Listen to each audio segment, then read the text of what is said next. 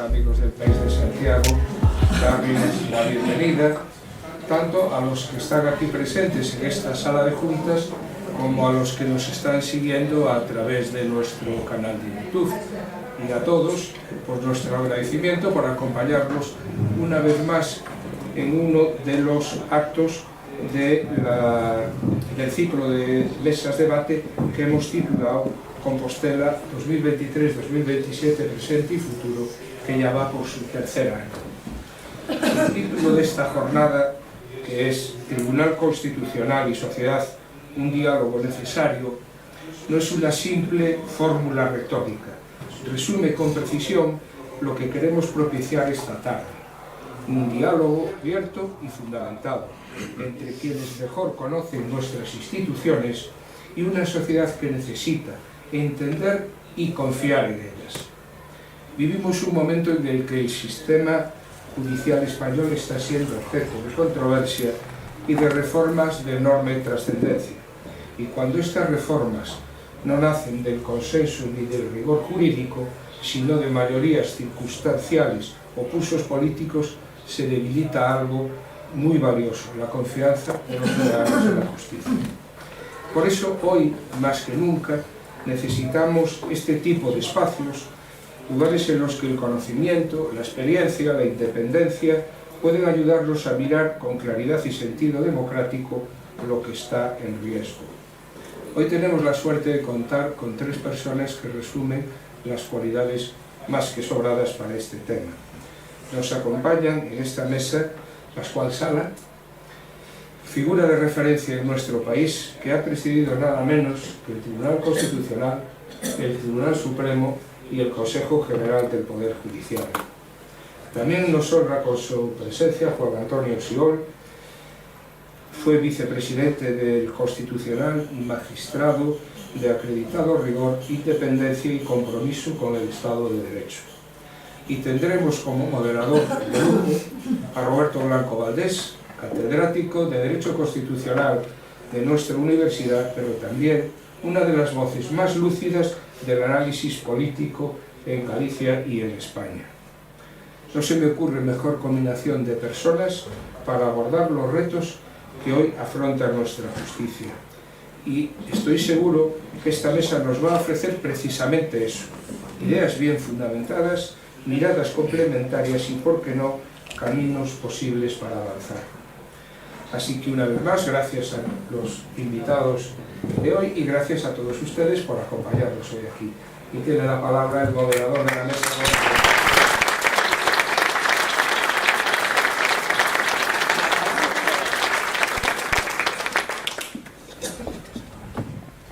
Muy buenas tardes. Muchas gracias, Francisco, amigo. Muy buenas tardes a todos los presentes.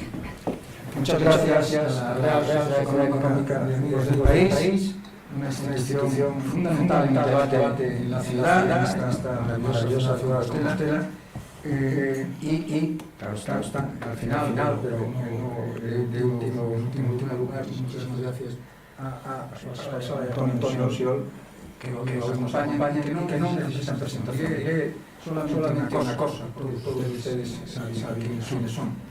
Estamos teniendo la suerte hoy, la Sociedad Económica ha tenido la fortuna de reunir en esa mesa dos de las figuras más relevantes del mundo del derecho en España en los últimos 60 años, en los últimos 50 años, en el último siglo. No es necesario decir otra cosa que mencionar el hecho de que los dos han sido miembros del Consejo General del Poder Judicial, los dos han sido miembros del Tribunal Supremo, Pascual Sala, Dios, Tribunal Supremo, Juan Antonio Xiol, la Sala Primera, Luis Civil, Tribunal Supremo, y los dos han sido además miembros del Tribunal Constitucional. Pascual Sala, presidente del Tribunal Constitucional, Juan Antonio Xiol, vicepresidente del Tribunal Constitucional, es decir, de las más importantes instituciones jurídicas del Estado de Derecho en España. Es un honor, obviamente, para la institución tenerlos aquí, es un honor para mí, indudablemente, y esto no hay ni que decirlo, presentarlos. Estoy participar en esta mesa. Agradezco muchísimo a la Real Sociedad Económica el que me hayan hecho la gracia de permitirme participar en esta mesa con dos colegas a los que admiro personal y profesionalmente, tienen una larguísima trayectoria, realmente una larguísima trayectoria de servicio al Estado de Derecho. Son dos servidores públicos, dos magníficos servidores públicos, ¿no?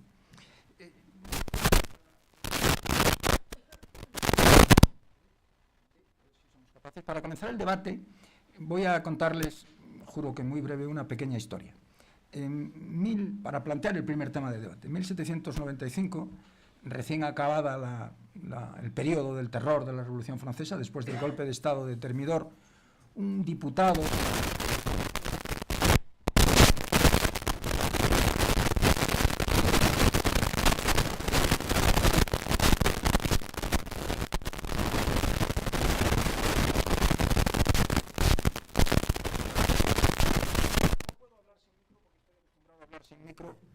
sin ningún problema, o sea que no necesito el micro para nada. El aula en la que hablo habitualmente es bastante más grande y hablo sin micro. No, les decía que en esa época, en 1795, se acababa de producir el golpe de Estado de Thermidor que pone fin a la fase terrible del terror en Francia. Un diputado al que Robespierre llamaba el topo de la revolución, porque se había mantenido por debajo, había conseguido sobrevivir en aquella dura coyuntura, presenta en la convención una propuesta para crear lo que él llamaba un jury constitutionnel o un jury de constitución, un tribunal constitucional. Es la primera, diríamos, muestra de lo que luego serían en el futuro, aunque no era exactamente un tribunal constitucional, pero es una muestra de lo que luego serían los tribunales constitucionales. Presenta la propuesta, la defiende el diputado Sieyès con gran interés, y en el debate que se produce inmediatamente después, un diputado, Dibadot, el diputado francés Dibadot, en la Facultad de Derecho de Santiago tenemos la fortuna de tener dos colecciones prácticamente completas de los archivos parlamentarios, y puedo leer los discursos de Robespierre, de Marat, ¿no?, en la convención. Un diputado, Dibadot, le dice a Sieyès, le contesta a la propuesta de creación de un tribunal constitucional, le contesta de la siguiente manera, le contesta con una metáfora. Le dice: en un pueblo de las Indias, los nativos creen que el mundo está sostenido por un elefante y que el elefante está sostenido por una tortuga. Pero cuando a los nativos se les pregunta sobre quién reposa la tortuga, no saben contestar. Dibadot estaba planteando, obviamente, el problema de quién vigila al vigilante, quién controla al controlador. Esta es la primera cuestión que quiero plantearle a nuestros fantásticos invitados.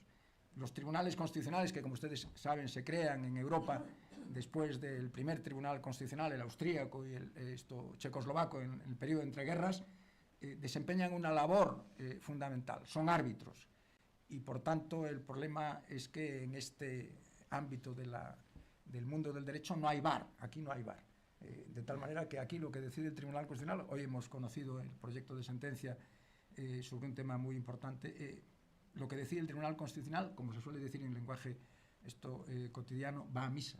Bien, esta es la primera cuestión que me gustaría plantearles. ¿Quién vigila al vigilante? ¿Quién controla al controlador? Pascual, Juan Antonio, en el orden que prefiráis, vosotros mismos. Sí, funciona. Sí, funciona. Vamos a ver, ¿quién vigila al vigilante? ¿Quién controla al controlador? Pues lo controla el establecimiento concretamente de una justicia constitucional concentrada en un órgano independiente del resto de los poderes del Estado, precisamente porque es el garante del cumplimiento y de la primacía de las constituciones como primera norma del ordenamiento jurídico, a la cual están sometidas no solamente los poderes públicos y los ciudadanos, sino todas las demás normas jurídicas. Esto es la justicia constitucional concentrada, que concretamente en Europa, y de la tomada de la Constitución española del 78, de la Ley Fundamental de Bonn del 49, de algunos preceptos de la Constitución italiana y también concretamente de la Constitución portuguesa, pero sobre todo de la Ley Fundamental de Bonn de 1949. ¿Quién controla? Pues no, el Tribunal Constitucional precisamente, y de ahí la importancia que tiene cuando se dirigen manifestaciones o declaraciones en contra o a favor de las sentencias que dicta el Tribunal Constitucional, concretamente español, que se le enjuicia exclusivamente atribuyéndole una función política. cuando su función es estrictamente jurídico-constitucional, con arreglo a la Constitución y a su ley orgánica, que son las únicas normas, como dice tajantemente la Constitución del 78, de las cuales depende el Tribunal Constitucional, de la Constitución y de su propia ley orgánica. Por eso tiene competencias para juzgar acerca de si otras leyes dependientes o producto del Poder Legislativo son acordes o son contrarias a la Constitución, y por eso es el supremo intérprete de la Constitución. Tengan ustedes en cuenta que la Constitución no es un conjunto retórico de principios que pueden ser desarrollados, quiero decir, de cualquier manera, es decir, de una forma blanca o de una forma negra, quiere decir, con una posición política determinada o una trascendencia política con arreglo a la dependencia política de quien realiza precisamente el discurso. Pero no es así. El Tribunal Constitucional actúa única y exclusivamente de acuerdo con la Constitución. Lo que pasa es que normalmente no se dice, quiero decir, lo que la Constitución representa y tiene. La Constitución española es una de las constituciones más progresivas y más completas del mundo, pero no solamente porque regula el funcionamiento de los tres poderes del Estado, como sucede en cualquier constitución, legislativo, ejecutivo y judicial, con los frenos y contrapesos que existen en todos los poderes, que da como producto la libertad, la división de poderes, de Montesquieu, etcétera, etcétera. No hace falta aquí volver a repetir todas estas manifestaciones. Pero quiero concretamente, la justicia constitucional lo que hace es defender la supremacía de la Constitución. ¿Y la Constitución española qué es? Pues no se la conoce, por lo menos no se la da el resultado que tiene. ¿Saben ustedes lo que es concretamente el título de la Constitución, el título segundo de la Constitución, los derechos y libertades? La Constitución en el mundo que más derechos constitucionales fundamentales y libertades públicas reconoce. Yo, si hay tiempo, le podré simplemente decir, porque esto hay que reproducirlo tajantemente, para que se entere el pueblo, de que la Constitución, que no es un conjunto retórico, sino norma directamente aplicable, de la cual dependen todas las demás, establece un elenco de derechos fundamentales y libertades públicas y les asigna un contenido social concreto que son muy importantes que la gente conozca, que no pueden ser desconocidos por cualquier legislador, cualquiera que sea la dependencia política con que actúe. Por ejemplo, quiero decirles a ustedes, específicamente de cuándo es, y le voy, porque es necesario decir cuándo es, cuando la Constitución precisamente establece este sistema más completo. ¿Por qué? Porque el primero de los artículos de la Constitución parece una cosa siempre que no se transmite esto al ciudadano, normalmente, no se transmite al ciudadano. Configura a España como un Estado social y democrático de derecho, que propugna como valores superiores del ordenamiento, y esto es norma directamente aplicable, la libertad, la justicia, la igualdad y el pluralismo político. ¿Y qué significa un Estado social y democrático de derecho? Significa simplemente un Estado de derecho, que es donde rige un derecho precisamente producido por un sistema democrático, sino un Estado social y democrático de derecho.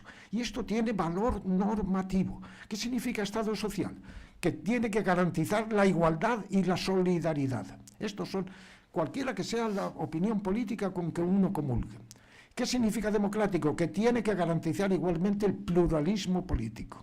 Esos son los tres valores, precisamente, que defiende la Constitución en el primero de los artículos. Y saben ustedes, la Constitución española también lo que realiza.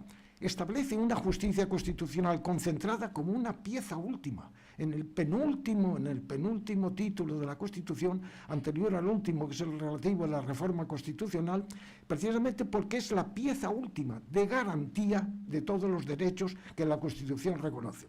Si tuviera tiempo, pero no quiero tampoco prolongar demasiado, les leería, porque todos lo conocen, porque ustedes sí leen la Constitución o la han leído, pero la mayoría del pueblo español no establece concretamente, no tiene un conocimiento de cuántos son los derechos fundamentales y libertades públicas que la Constitución reconoce. Voy a citar algunos concretamente, para no dejarme. Pues mire usted, garantizar los derechos, aparte de los derechos fundamentalísimos, quiero decir, que son los de la sección primera del capítulo segundo del título primero de la Constitución, que es derecho a la vida y a la integridad física y moral, derecho a la libertad ideológica, religiosa y de culto. Estos no son principios programáticos, son derechos que son perfectamente aplicables. Quiero decir, normas jurídicas de obligado cumplimiento por todos los poderes públicos y por los tribunales. Libertad y seguridad, derecho al honor, a la intimidad personal y a familiar y a la propia imagen. Inviolabilidad del domicilio. Fíjense ustedes el siguiente. Secreto de comunicaciones con limitación del uso de la informática para garantizar el honor y la intimidad personal y de las personas, de los ciudadanos. Fíjense ustedes el año 1978, un derecho directamente aplicable que tiende a garantizar el año 78, no como ahora que estamos todos dependientes de la inteligencia artificial, que ha sustituido, la va a sustituir, según dicen muchos entendidos, a la inteligencia humana. Pues aquí la Constitución dice, como uno de los derechos fundamentales integrantes de esta sección primera del capítulo segundo del título segundo de la Constitución, para garantizar el honor y la intimidad personal y familiar de los ciudadanos y el pleno ejercicio de sus derechos. La informática, fíjense usted, ya el año 78 lo preveían los legisladores, quiero decir, los 7 padres de la Constitución y el Parlamento, después de las primeras elecciones democráticas. Libertad de residencia y de circulación, libertad de expresión y de difusión, de producción, creación literaria, artística, científica, comunicación y veraz, derecho de reunión pacífica y sin armas, derecho de asociación, derecho a participar en asuntos públicos directamente o por medio de representantes libremente elegidos en elecciones periódicas por sufragio universal, derecho de acceso a cargos públicos, derecho a obtener la tutela judicial efectiva, al juez ordinario, derecho a la defensa y asistencia letrada, a ser informado de la acusación, a un proceso público y sin delaciones indebidas, a utilizar los medios de prueba pertinentes para su defensa, a no declarar contra sí mismo, a no confesarse culpables. Fíjense ustedes, quiero decir, esto es un derecho reconocido por la Constitución, no es lo que dice fulanito, menganito cuando sale en medios de comunicación diciendo, se niega a declarar, pues como dicen, qué sinvergüenza eso, qué poco defensor de la Constitución. Le reconoce ese derecho a la Constitución con carácter normativo, no lo dice simplemente para que pueda hacer. A la presunción de inocencia, a no ser condenado o sancionado por hechos que en el momento preciso de su comisión no estén tipificados, derecho a la educación y a la libertad de enseñanza, derechos a sindicarse libremente, derecho a la huelga de los trabajadores. Lo reconoce la Constitución directamente como un derecho fundamental y libertad pública susceptible de ser actualizado ante los tribunales y ante el Tribunal Constitucional a través del recurso de amparo, para la defensa de sus derechos e intereses, derecho de petición individual y derecho y luego entre derechos y deberes de los ciudadanos, precisamente el derecho, quiero decir, las obligaciones de tributar, etcétera, el derecho y también una libertad de empresa dentro de una economía de mercado y también inclusive, fíjense ustedes, y ya no sigo leyéndoles, derecho dentro de los principios rectores de la política social y económica que no son susceptibles de ser desenvueltos a través de un recurso de amparo ante el Tribunal Constitucional, el derecho a disfrutar, textualmente digo, de la Constitución con carácter normativo, esto no se dice nunca al público, derecho a disfrutar de una vivienda digna y adecuada. O sea, el problema de la vivienda no es algo que se le ha ocurrido a estos de un lado, quiero decir, porque son progresistas, o a estos de un lado porque son conservadores. Es porque hay un derecho reconocido que garantiza al Tribunal Constitucional a disfrutar de una vivienda digna y adecuada. No a tener la propiedad de una vivienda concreta y determinada, sino a disfrutar, a vivir, no a vivir en la calle, concretamente, o a vivir en el campo, donde despegan los aviones, quiero decir, concretamente, sino derecho a disfrutar de una vivienda, a actuar, que es como ha dicho el Tribunal Constitucional muchas veces, a actuar y a proporcionar los medios adecuados para que pueda producirse esta opción, aunque puedan existir, sin duda alguna, de situaciones que no puedan ser controladas o no puedan ser reguladas, pero por lo menos que exista una normativa que permita precisamente subsanar.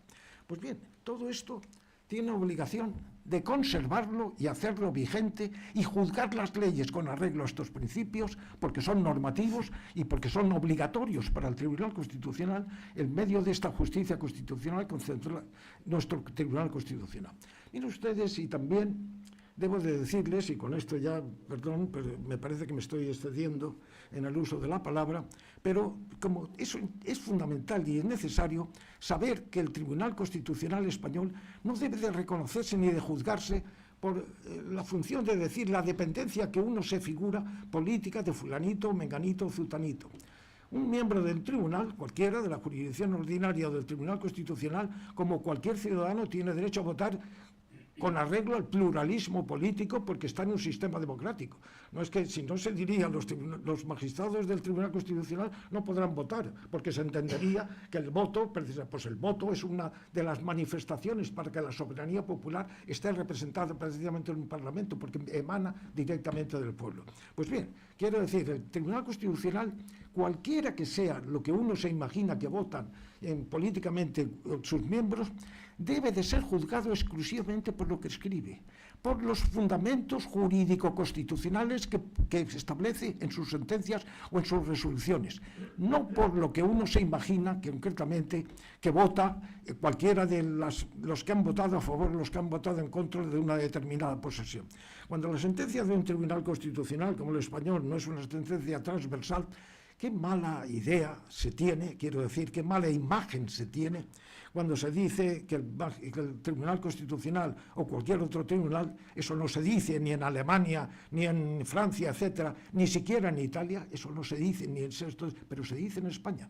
Quiero decir, de que existen sentencias porque tiene mayoría el sector conservador o porque tiene mayoría el sector progresista del Tribunal Constitucional. Es decir, que son prevaricadores los que no votan con arreglo lo que a uno les gusta. Esto no se puede juzgar así. Al Tribunal Constitucional hay que juzgarlo por lo que fundamenta.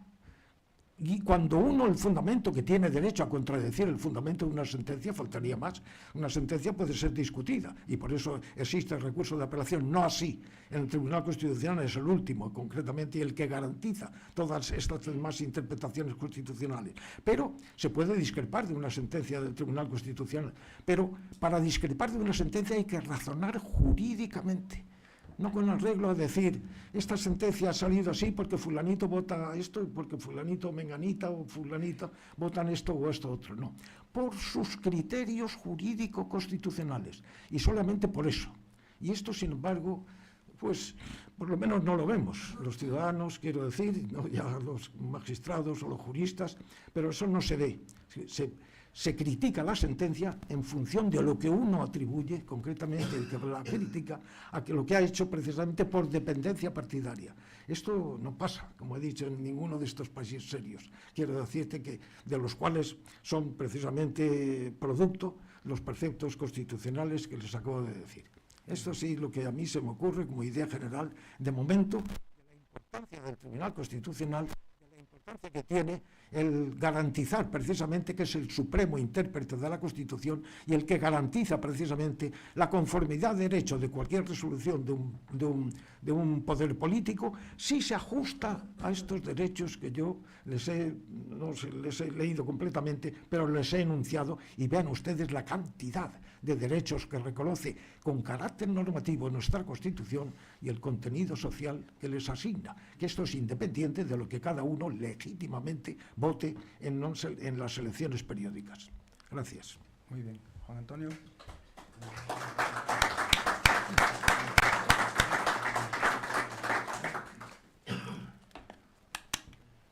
Yo no oía esta pregunta tan claramente formulada y con tanto apoyo de pensamiento desde que entré en el Tribunal Constitucional y tuve que preparar las oposiciones a letrado. Efectivamente, esta pregunta recuerda muchas cosas en cuanto al problema fundamental que tiene el Tribunal Constitucional, que es este. El Tribunal Constitucional es el supremo controlador, pero en el mundo no hay supremos controladores más que, digamos, el ser del Altísimo, porque cualquier otro tiende a corromperse, tiende a no cumplir con la función que le corresponde como tal. ¿Quién controla, por lo tanto, al Tribunal Constitucional? Cuando se constituyó el Tribunal Constitucional, y entonces estaba primero como letrado de Comisión de Servicios, luego ya como letrado en propiedad, luego como secretario general, había una gran preocupación en el Tribunal por esta razón. hasta tal extremo que García Pelayo en su primer discurso quiso dar una explicación de cuál era el controlador del Tribunal Constitucional, y dio una explicación que en aquel momento era relativamente convincente, pero que creo que no nos acabó de convencer a todos. Para García Pelayo, el controlador del tribunal era el derecho. García Pelayo decía: el Tribunal Constitucional es un órgano constitucional, es un órgano creado por la Constitución, que está por encima de todos, que tiene potestades sobre todos los órganos, los demás órganos del Estado, incluso los demás órganos constitucionales, que resuelve además problemas políticos, no todos los problemas políticos obviamente, pero sí que resuelve los problemas políticos que le asigna la Constitución, pero lo resuelve con criterios jurídicos.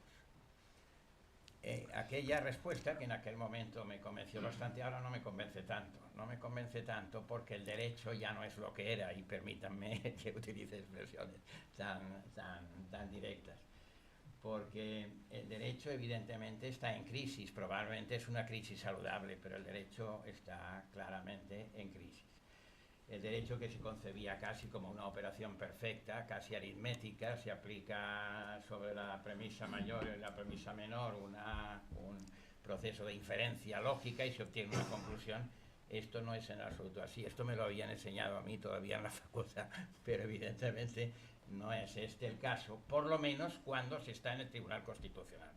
Otra cosa es la solución a que puede llegar un juez de categoría inferior, porque ese sí que tiene las primeras premisas, la premisa mayor perfectamente fijada, porque tiene la ley, pero la ley interpretada por tribunales superiores. Y oiga, si la jurisprudencia dice que cuando pasa tal cosa se puede desahuciar al arrendatario, pues operación lógica. Pero el tribunal que ha llegado a la conclusión de que en este caso el desahucio del arrendatario no es contrario al derecho a la vivienda, ha tenido que hacer unas operaciones muchísimo más complicadas.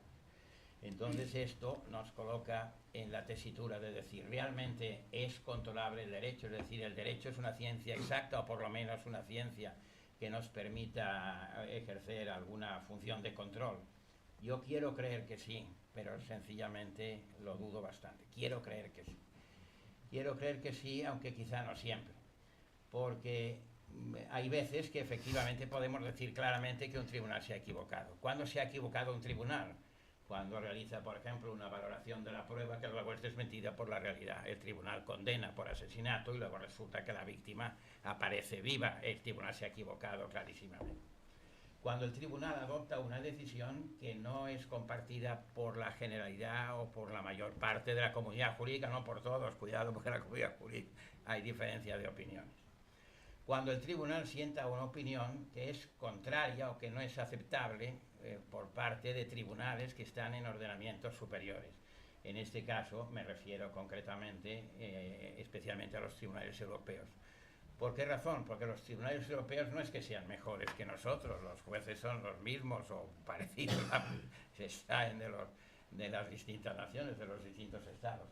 Lo que ocurre es que tienen una visión más general, más objetiva, más comprensiva. Un tribunal europeo resuelve tratando de solucionar el problema con el mismo principio para todos los estados.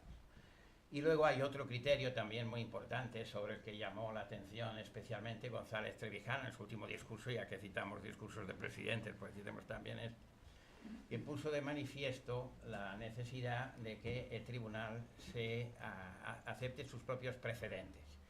Efectivamente, ese es un criterio clave para criticar las sentencias del Tribunal Constitucional, porque la Constitución está compuesta por preceptos muy amplios, como ha explicado perfectamente Pascual Sada, pero que son susceptibles de interpretaciones más estrictas, más amplias, y por lo tanto pueden dar lugar a soluciones de distinto calibre. Por lo tanto, ¿cómo podemos llegar a la sensación de que esa interpretación es correcta?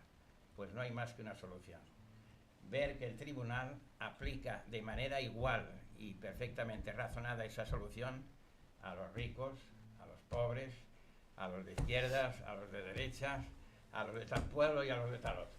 En el momento en que el tribunal consigue demostrar que el criterio que ha encontrado para resolver un problema como puede ser el derecho a la vivienda es el mejor y se aplica por lo tanto igual, con el mismo con la misma intensidad para ricos que para pobres, para hombres y mujeres, para personas que viven en la ciudad y personas que viven en el campo, eso es un indicio de que estamos en el buen camino. Por lo tanto, en definitiva, si seguimos esta línea, para mí el control del Tribunal Constitucional nos corresponde a nosotros. Y digo nosotros porque yo no estoy evidentemente teórico, yo soy un ciudadano normal, ¿no? Nos corresponde a nosotros, pero no lo debemos hacer con criterios políticos ni con criterios personales. Tenemos que seguir estos criterios. Si realmente el tribunal está sentando soluciones que objetivamente son generales, son beneficiosas, son aceptables, o por el contrario, se está desviando para resolver problemas particulares y luego cuando cambia el problema entonces cambia de criterio.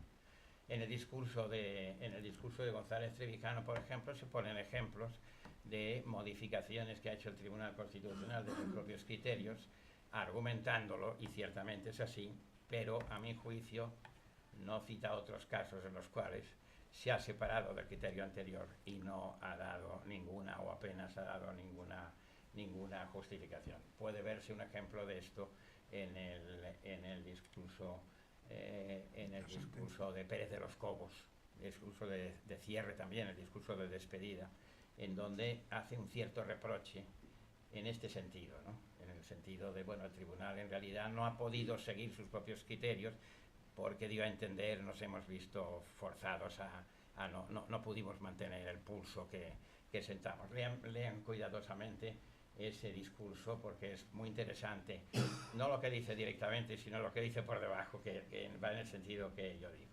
Y ya que estamos citando discursos, citemos también el de Pascual Sala, que lo tenemos aquí como presidente. A mí me gustan mucho los discursos presidentes que están publicados por el tribunal, porque no sé qué pasa, que los presidentes cuando se van, cuando es el último día, se encierran en sí mismos, no quieren hablar con nadie, se encierran en el despacho y sacan un discurso que muchas veces no coincide con lo que han dicho antes, con lo que los magistrados hemos hablado, con eso que hacen una reflexión, digamos, como una especie de confesión general. En el discurso que hizo Pascual Sala, precisamente dándonos posesión a los nuevos magistrados, yo entré precisamente cuando cesaba Pascual Sala como presidente del tribunal, hizo también una referencia muy importante al hecho de que era la primera vez que el Tribunal Constitucional renovaba sus miembros de forma regular, es decir, cumpliendo los preceptos constitucionales. ¿Por qué esto tiene una extraordinaria importancia? Pues muy sencillo. Porque en el Tribunal Constitucional, como los preceptos constitucionales son amplios y tienen, por lo tanto, muchos problemas de aplicación y admiten diversas soluciones, el método jurídico en sí mismo estricto no sirve. Es necesario que los magistrados tengan una formación moral, una formación jurídica histórica, una formación económica, una formación social, y por lo tanto el nombramiento de los magistrados es muy importante. Grandes pensadores, y así lo ha aceptado nuestra Constitución, dijeron que es bueno que en el nombramiento de los magistrados del Tribunal Constitucional intervengan los poderes políticos, porque de esta forma, pues valorando su solvencia jurídica, moral, personal, etcétera, pero que intervengan los poderes políticos, porque de esta forma se evitará que el tribunal se separe de las pulsiones de la sociedad.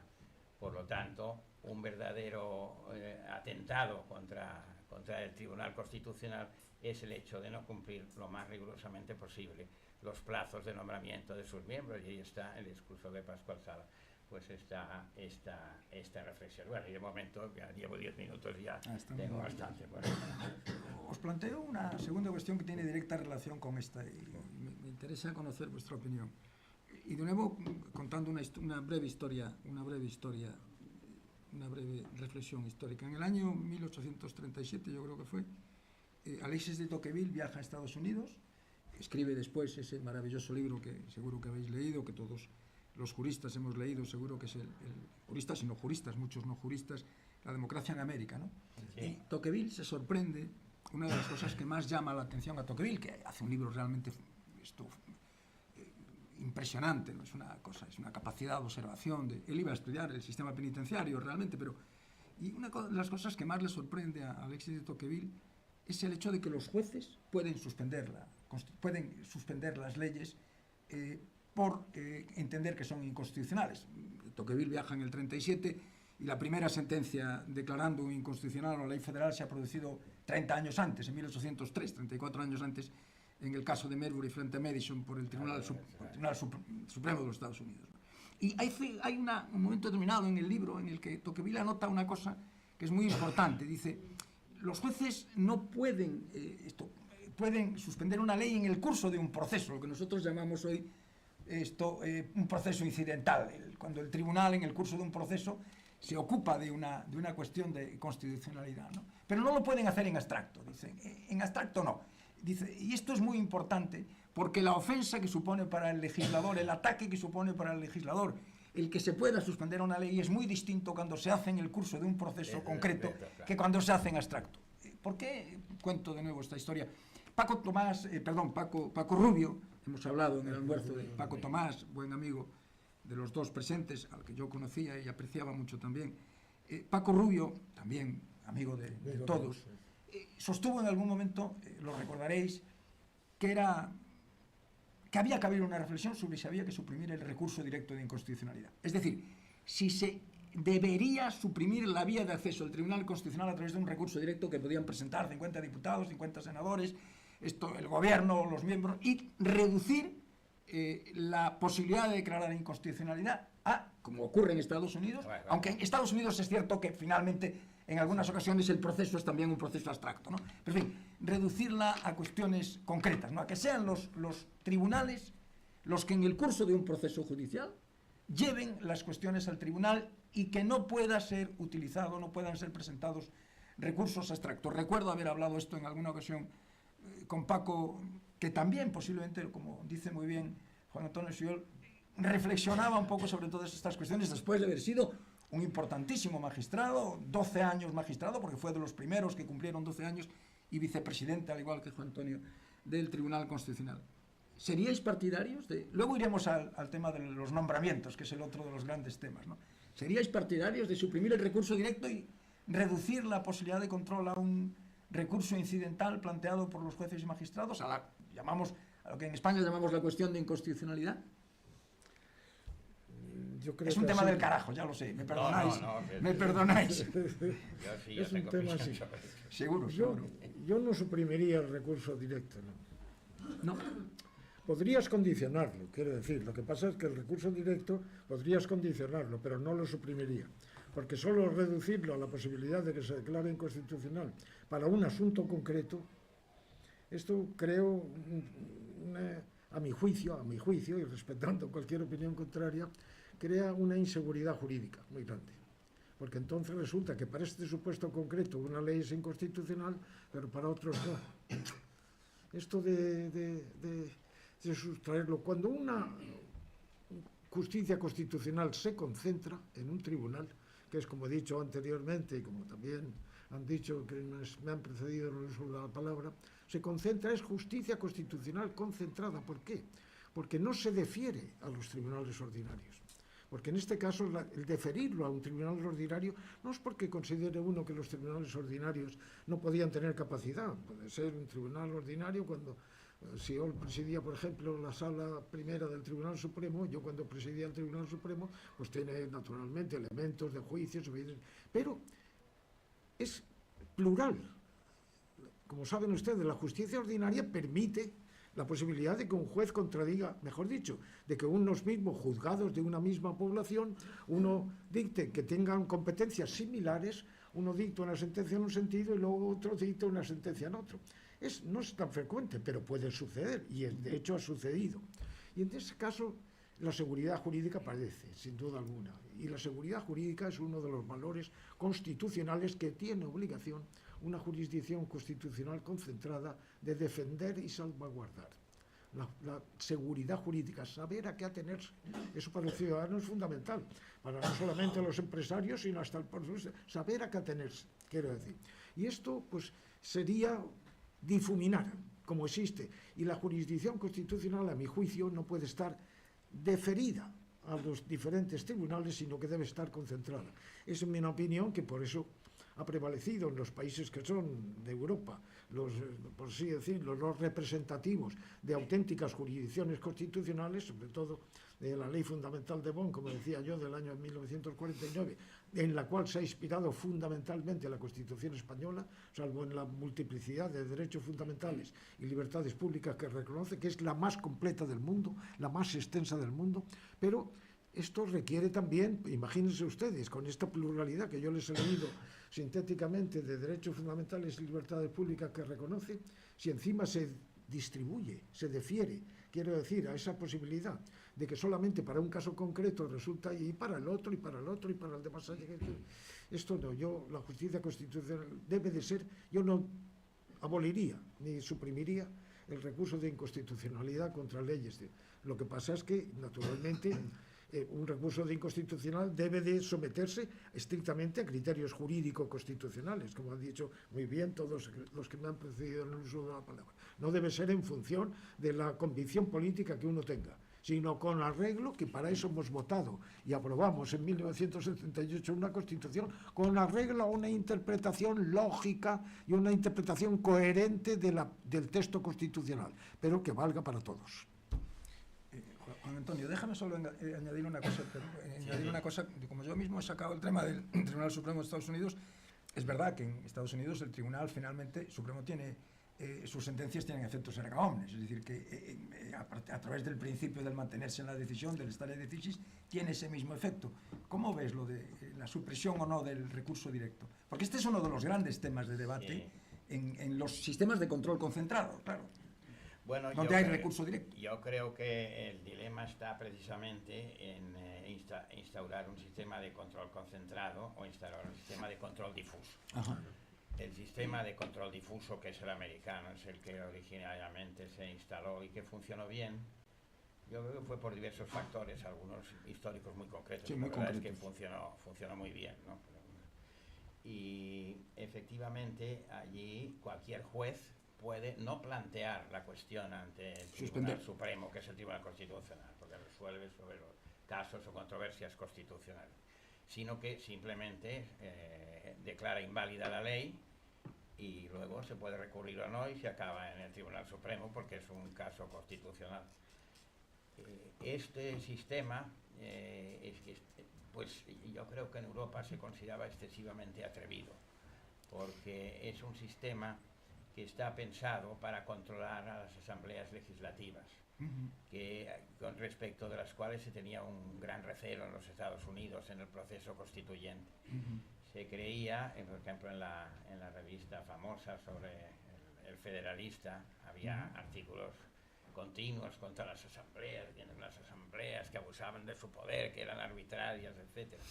Había que controlarlas. La gran pregunta era, aquí aprobamos entre todos una constitución que nos ha costado enorme esfuerzo el conseguir que primero la redactaron y luego que la vayan suscribiendo los distintos países, y luego pues vendrán los jueces y si no la aplican, ¿qué pasa, no?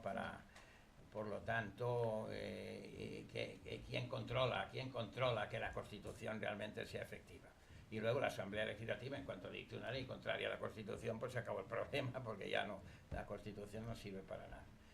Ese sistema a mí me gusta mucho, yo creo que es un buen sistema, pero en Europa había más recelo hacia los jueces y menos hacia las asambleas legislativas.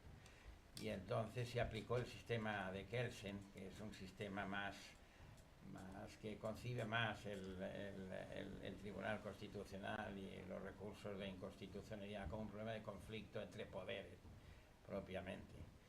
Y además como un sistema de protección de los derechos de las minorías frente a las mayorías en las asambleas legislativas.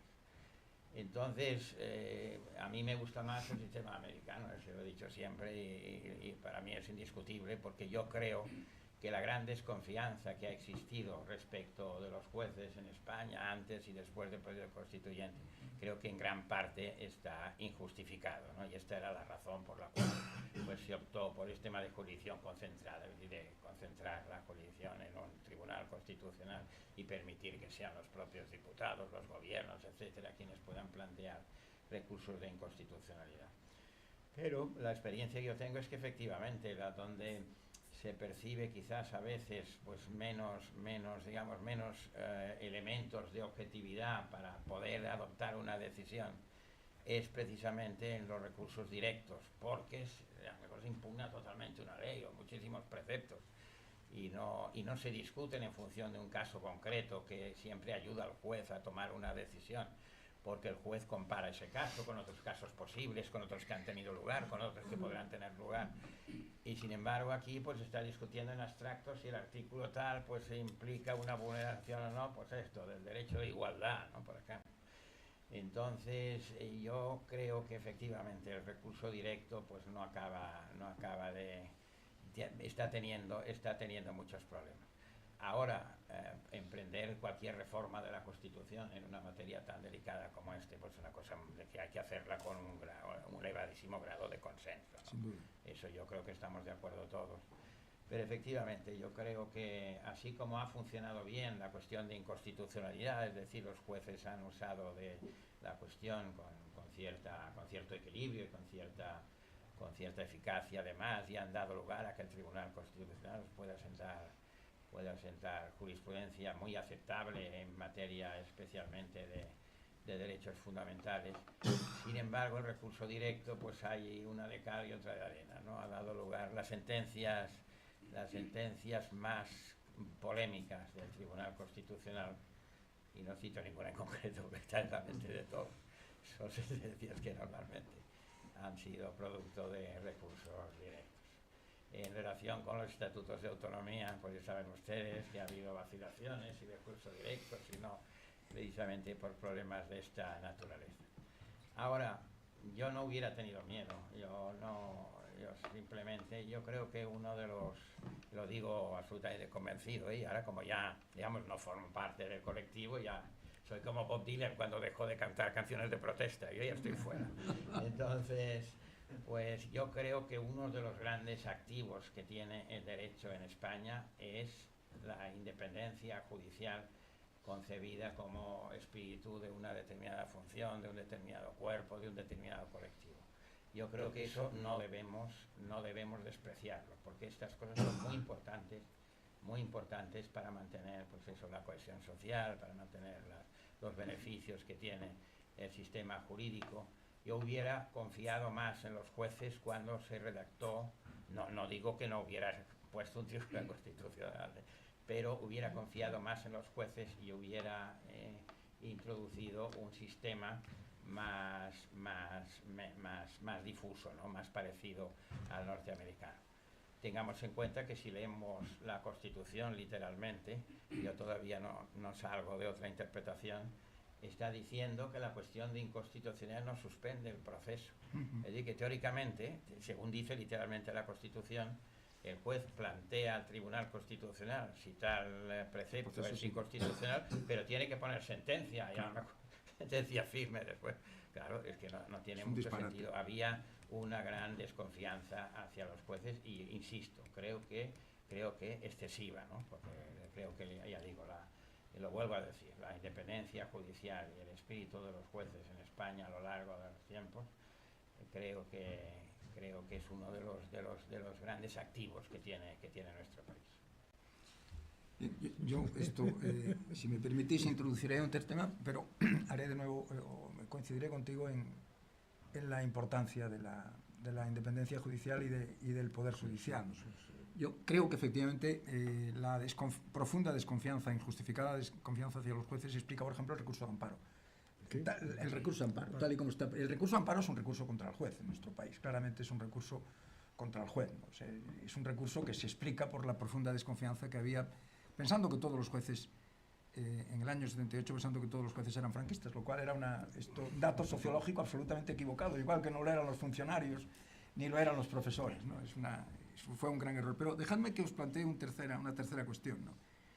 Que es justamente la que hace referencia a la composición del tribunal. Como saben los espectadores, las personas presentes, nuestro constituyente establece que el tribunal se elige a través de una mayoría cualificada en el Congreso y en el Senado. 5 de los 4 de los magistrados los elige el Congreso por mayoría de 300, 4 el Senado por mayoría de 300, 2 el Gobierno, libremente obviamente, y 2 el Consejo General del Poder Judicial. El sistema español, que es un sistema que está tomado fundamentalmente, como decía muy bien Pascual, de la Ley Fundamental de Bonn, donde 6 los elige el Bundestag y 6 el Bundesrat, la Cámara Alta y la Cámara Baja, es un sistema muy distinto al sistema norteamericano, que es un sistema en donde la independencia se garantiza a través del principio de la inamovilidad. Los jueces son para toda la vida, los jueces del Tribunal Supremo son para toda la vida, como en alguna ocasión he comentado, además que no se mueren, o sea, los jueces no se mueren nunca, los del Tribunal Supremo, ¿no? Se mueren muy mayores, debe ser tan gratificante estar en el Tribunal Supremo que nadie se muere nunca, ¿no? Se mueren con 99 o 100 años, ¿no? Nunca se jubilan y rara vez se mueren. Exactamente, nunca se jubilan y rara vez se mueren, efectivamente, ¿no? Rara vez se mueren. ¿Seríais partidarios de...? Estamos especulando, obviamente, ni se me ocurre plantear la supresión del recurso directo con el nivel de desacuerdo que hay en España en todos los temas, ¿no? Pero especulando en el plano puramente teórico, ¿creéis que el sistema a través del cual se garantiza en Estados Unidos la independencia de los jueces, es discutible si son o no independientes, pero en fin, ha habido tribunales en Estados Unidos que formalmente eran tribunales republicanos y luego han acabado siendo tribunales profundamente avanzados, ¿no? Esto, hay ejemplos, ¿no? Yo creo que ¿Cambiamos el sistema?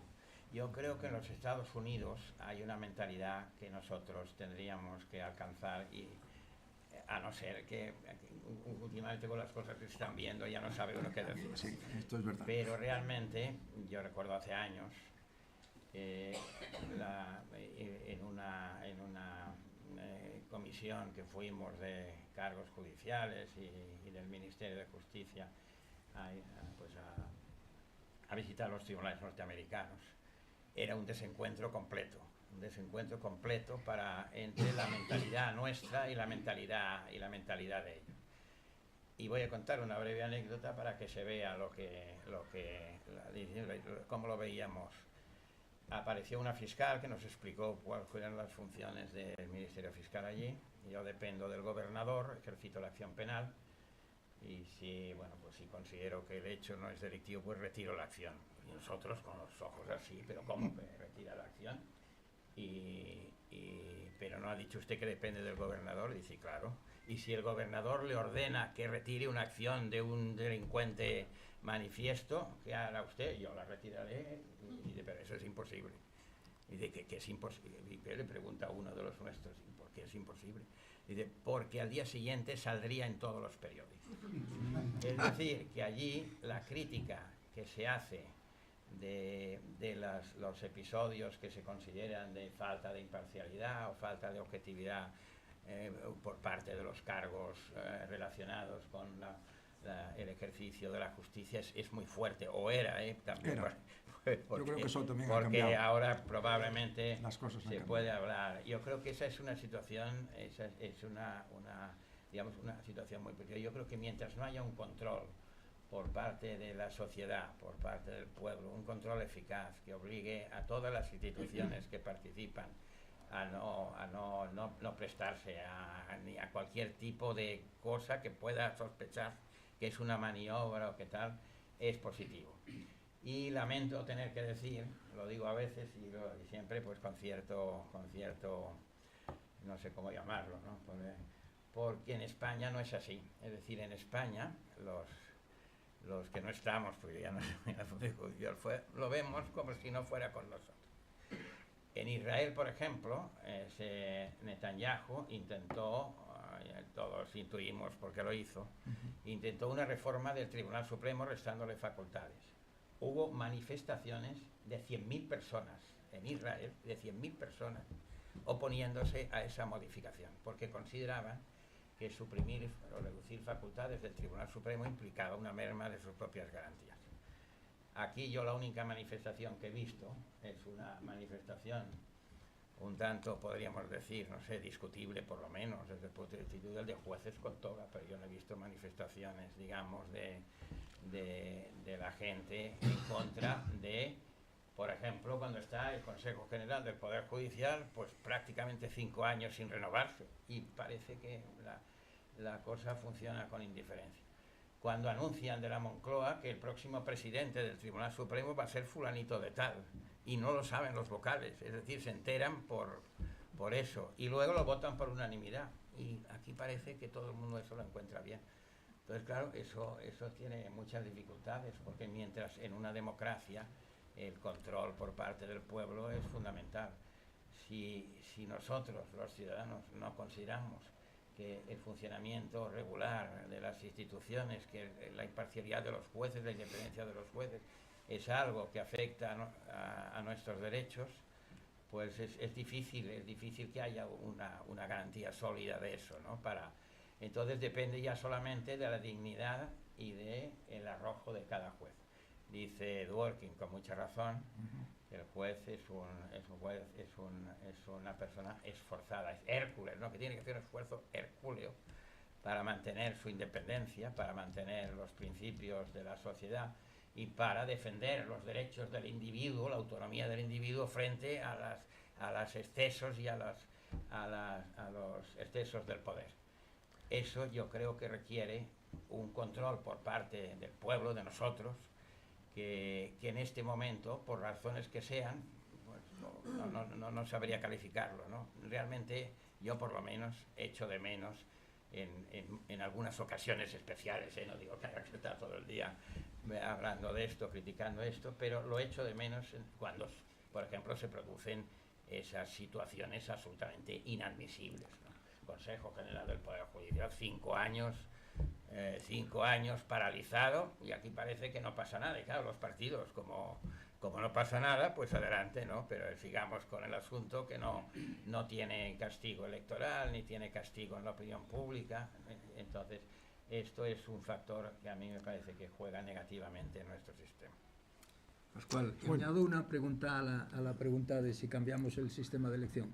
Sí. ¿Establecemos mayorías cualificadas, por ejemplo en Estados Unidos, una mayoría para declarar constitucional, pero una mayoría cualificada para declarar la inconstitucionalidad? ¿O dejamos el sistema como está? Bueno, el sistema, quiero decir, yo no estoy completamente, comulgo con muchas de las observaciones críticas que habéis hecho, ambos, quiero decir, que considero muy adecuadas, el incumplimiento de los plazos, por ejemplo, de renovación del Tribunal Constitucional o del Consejo General del Poder Judicial, vigente, que ha estado más de 5 años, quiero decir, ¿pero por qué?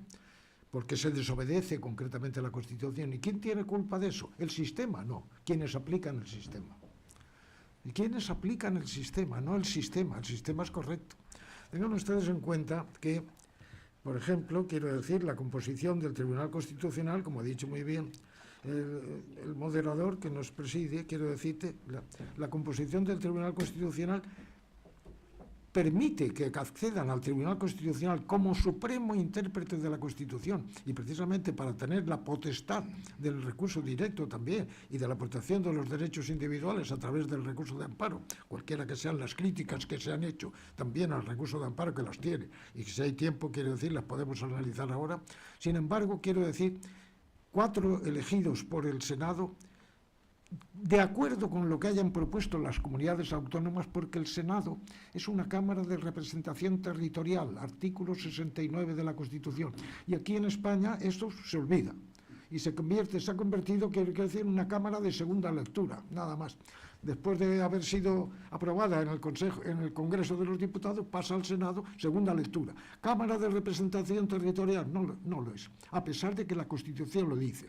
Pero es que cuando se incumple, quiero decir, un mandato constitucional, no hay que echarle la culpa a la Constitución y buscar un remedio, quiero decir, como dice, bueno, pues entonces prescindimos de unos y de otros. Y vamos, quiero decir, estoy de acuerdo a acudir al pueblo, ¿qué? Como ha hecho concretamente en México ahora, que elige el pueblo a los miembros del Poder Judicial, y solo han intervenido un 13% de los ciudadanos, y el resto de la población le importa un pito que haya un juez elegido por el pueblo o no. O sea que estos parámetros no.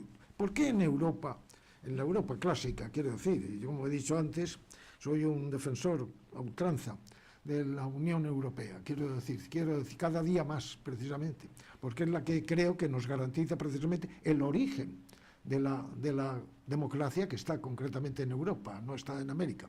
Porque el Tribunal Supremo norteamericano tiene para mí todos los respetos, los jueces americanos todos los respetos, pero al Tribunal Supremo americano lo nombra la mayoría de los diputados el presidente de la República, directamente, los que le gustan o no le gustan. Pues fíjese usted, si aquí se hiciera esto, pues la crítica sería tremenda, quiero decir. ¿Es eso garantía, quiero decirte, de que cada juez pueda aplicarlo? Pues yo creo que la seguridad jurídica en este caso se vulneraría, mejor dicho, se desconocería.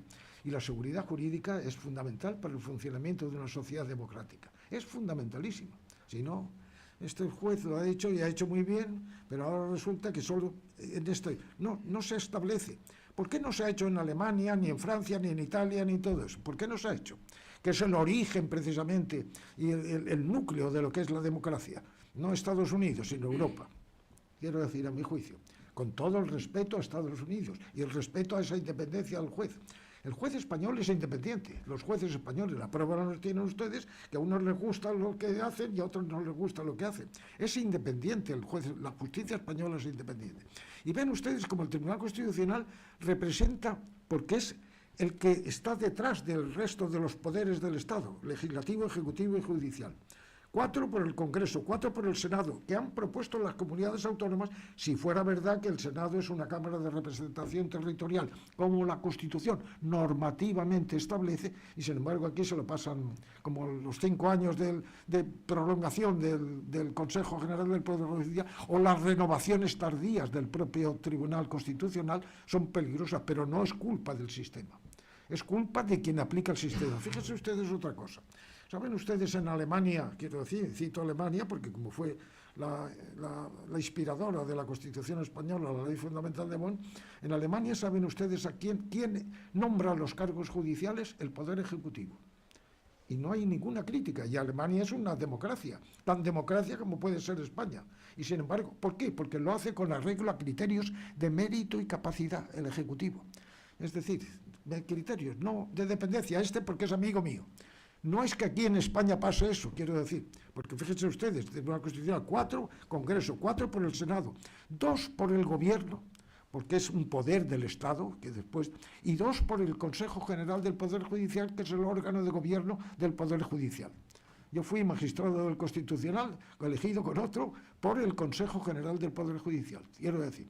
Y tiene las sensibilidades de los 3 poderes del Estado, porque el Tribunal Constitucional es un órgano que, a través del recurso directo contra las leyes del Congreso de los Diputados y Senado, Poder Legislativo, a través concretamente de los actos con fuerza de ley que concretamente publica el Ejecutivo, como son los decretos leyes o los textos refundidos, quiero decir que tienen valor de ley y también pueden ser juzgados. Y también contra arreglo a las sentencias que pronuncian los jueces ordinarios, porque también a través del recurso de amparo, quiero decir concretamente, pues se puede establecer una fiscalización de eso.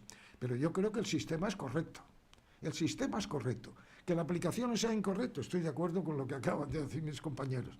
La aplicación es incorrecta, pero porque sea incorrecta la aplicación, lo que hay que establecer es un sistema que cuando se incumple la Constitución, se le quita precisamente autoridad para hacerlo. Por ejemplo, quiero decir, si no hay consenso para los 3/5 que hacen falta para el nombramiento de los magistrados del Constitucional procedentes del Congreso y el Senado, si pasan 3 meses, por ejemplo, si pasan 3 meses sin que se hayan puesto de acuerdo porque hay criterios de lotización de un partido que habla con el otro, pues entonces se le desposee.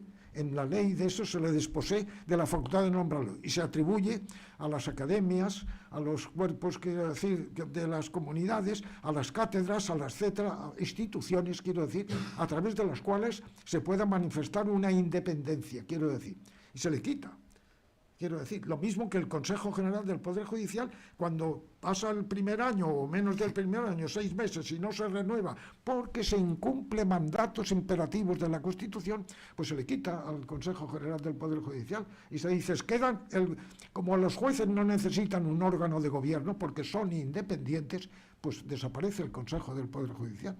Pues eso que se podría establecer. Si no cumplen ustedes con la Constitución, debiéndola cumplir, porque es normativa, pues entonces desaparecen ustedes. Y no pueden tirarse 5 años, o más de 5 años, como han sido, quiero decir, sin renovar el órgano de gobierno de los jueces. Pero los jueces siguen siendo independientes, aunque no exista el Consejo General del Poder Judicial. El Consejo General del Poder Judicial no tiene facultades de juzgar, tiene facultades de nombrar, quiero decir, o de asistir, quiero decirte, para los sueldos, para los salarios, para etcétera, del personal judicial, inclusive de los propios jueces y magistrados, pero no tiene potestad de juzgar. Luego, el juez español actual es independiente, exista o no exista el Consejo General del Poder Judicial. El Tribunal Constitucional es independiente.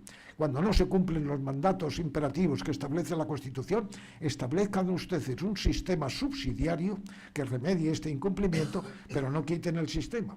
¿Por qué en Europa, vuelvo y con esto termino, por qué en Europa concretamente la justicia constitucional concentrada se manifiesta? Y no la otra, de Estados Unidos, que me parece muy respetable. Pero aquí yo creo que en estas circunstancias, también lo han reconocido mis compañeros, en estas circunstancias no se podía establecer como se estableciera en este país, que es España. Quiero decir, entre otras cosas, en Europa se nos pondría verdes. Los primeros serían los alemanes, los franceses, los italianos, etcétera. Fíjense ustedes, el centro, el núcleo de lo que constituye Europa. Nos pondrían verdes, pero aparte de eso se crearía un sistema completamente. ¿En Estados Unidos funciona? Pues en Estados Unidos está disperso. El control constitucional está deferido a todos los jueces. Esto en Europa no casa, no cuadra.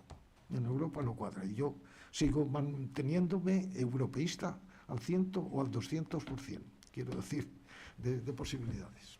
Bien, una última cuestión para ir cerrando y a darle una oportunidad al público de poder intervenir o preguntar algo, porque los temas son muy interesantes. Una última reflexión, tanto sobre el Tribunal como sobre el Consejo, ¿no? Que, sin duda alguna, la Constitución española, que es muy creativa, como muy bien ha puesto de relieve Pascual Sala, es una Constitución realmente bien hecha. Yo no comparto para nada esta idea de que la Constitución está mal. La Constitución es magnífica, es la mejor de nuestras constituciones, sin duda, ¿no?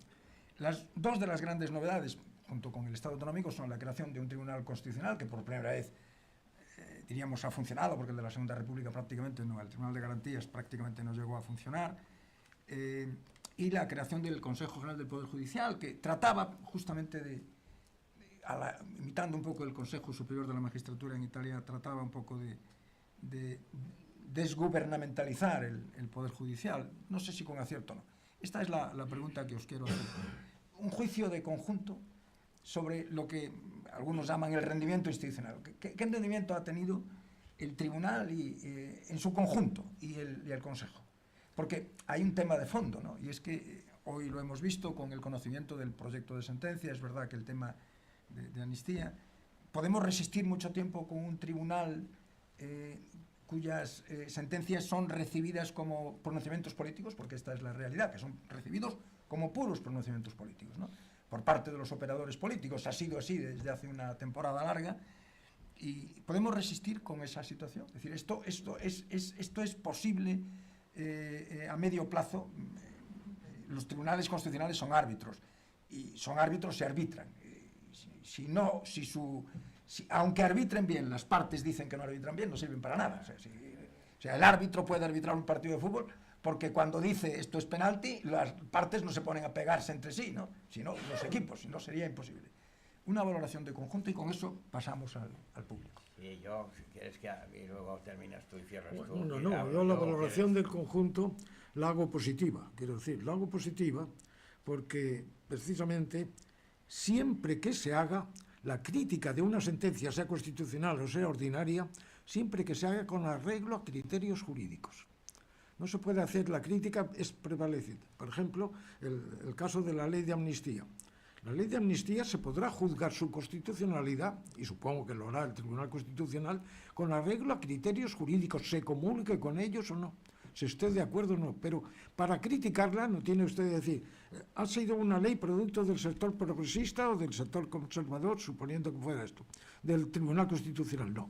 Esto es imputarle a los magistrados del Tribunal Constitucional la situación de provocación, de provocadores, quiero decir, de prevaricadores. Y esto no se puede hacer impunemente, quiero decir, no se puede hacer impunemente. Con criterios jurídico-constitucionales. O sea, la ley de amnistía, ¿por qué no se utiliza un indulto? Porque el indulto sería general, porque si lo que persigue una ley es precisamente facilitar la convivencia democrática en Cataluña y de Cataluña con el resto de España, pues esto no se puede hacer con el indulto, porque el indulto es un beneficio individual. Y entonces un indulto general sería una amnistía y es inconstitucional. Por eso simplemente, porque no está permitido en la Constitución el indulto general. Eso es un beneficio individual, concedido individualmente. Una ley, sin embargo, sí, se podrá uno estar de acuerdo o no con la ley, con arreglo a criterios jurídicos constitucionales. No me discuta nadie una sentencia si no es con arreglo a criterios jurídicos. No me discuta nadie una sentencia constitucional si no es con arreglo del Tribunal Constitucional, si no es con arreglo a criterios jurídico-constitucionales. Le guste o no le guste, quiero decir. Y este es el sistema europeo. Y yo creo que el sistema europeo debe de prevalecer, y lo que debe exigirse es que quienes tienen que cumplir este criterio lo hagan correctamente, como sucede, por ejemplo, en sentido positivo en Alemania, como he dicho anteriormente. Imagínense ustedes que aquí el poder ejecutivo, el gobierno, nombrara a los jueces y magistrados. Imagínense la que se armaría. Pues en Alemania lo hace, con arreglo a criterios de mérito y capacidad. Y allí, que también hay izquierdas y derechas, según parece, y hasta extrema derecha, quiero decir, hay de todos, lo mismo que aquí en España, pues sin embargo, sobre esto lo harán bien. Pues ¿qué cuesta tanto hacerlo bien? Quiero decir, tanto bien, pues no. Cuesta hacerlo bien con criterios jurídico-constitucionales. Impónganse, eso sí se puede hacer, cuando diga, ustedes han pasado la torera a los plazos de renovación del Tribunal Constitucional o del Consejo General del Poder Judicial, etcétera, etcétera, y se lo han pasado y tienen esta medida subsidiaria. Esto sí se podría plantear, una medida subsidiaria de decir, pues mire usted, se han quedado ustedes sin órgano de gobierno del Poder Judicial. ¿Por qué? Porque no han cumplido la Constitución. Y ya está, se ha acabado. Y como los jueces son independientes, porque no, ellos para poner la sentencia no necesitan, mejor dicho, al Consejo General del Poder Judicial, pues pueden seguir actuando perfectamente y no pasa nada. Y verían ustedes como si se hiciera una sustitución así, no habrían estas demoras que había, porque se quedaría el órgano completamente deshilachado, completamente ineficaz. Y el Tribunal Constitucional no es lo mismo, pero se podría también imponer, quiero decir, inclusive soluciones imperativas para evitar precisamente los que han sido muchos, pero siempre los partidos políticos y las fuerzas políticas reaccionan.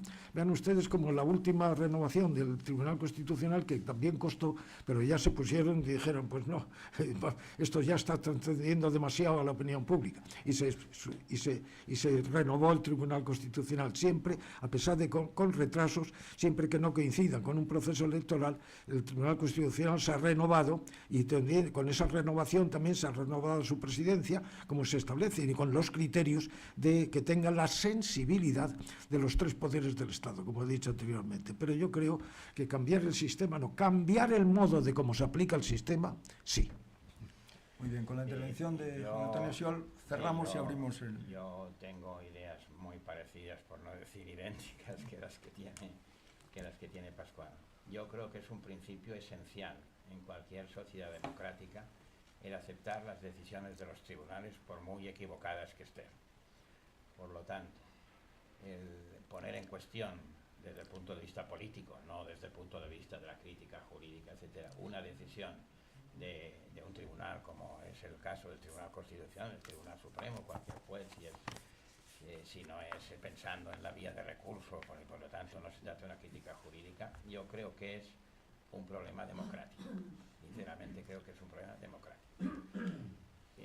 Eso yo creo que tenemos que ser muy cuidadosos con eso. O sea, las críticas a las sentencias del Tribunal Constitucional, diciendo, no, esto porque esta es una sentencia que responde a esta tendencia, esta mayoría es... Yo creo que esto mina mucho, no al Tribunal Constitucional, que ya están acostumbrados a soportar estas críticas, sino a la solidez de nuestro sistema jurídico. Y luego hay otra cuestión. Yo creo que en los sistemas de selección de los miembros de los tribunales, del Tribunal Constitucional, del Consejo General del Poder Judicial, es imposible encontrar un sistema perfecto. Es decir, todos tienen problemas, todos tienen posibilidad de que influyan quien no debe influir, o de que pese más quien no debe pesar, etc. Hay también, yo creo, un problema de base democrática, porque según vemos en otros países con sistemas muy distintos,